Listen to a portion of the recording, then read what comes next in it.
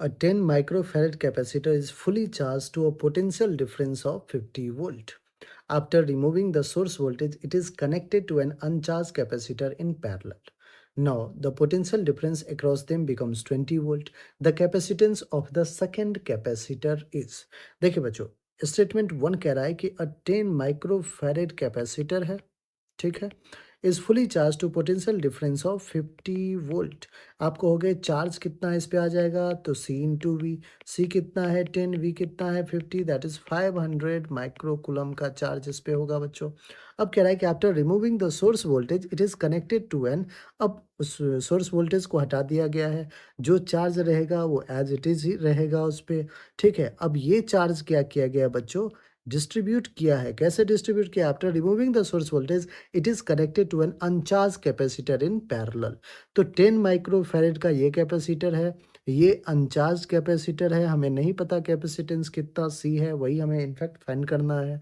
बच्चों चार्ज जो रहेगा वो चार्ज तो कंजर्व रहेगा।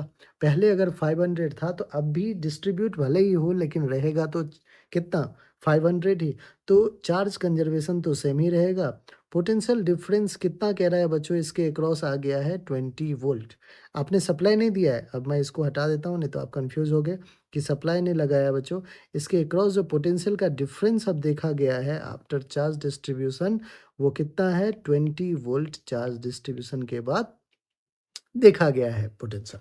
आपको ये कोई दिक्कत नहीं सर, हम जो Q by charge conservation, by charge conservation we can say that the Q is equals to C nu into V, और V कितना है 20, Q कितना है 500 which is equals to C nu कितना है 10 प्लस C, पैरेलल में है direct add करेंगे into 20, जीरो ने जीरो कैंसिल किया, 2 1 जा 2, 25 जा 25 minus 10 is equals to C, from here we get C is equals to 15 microfarad.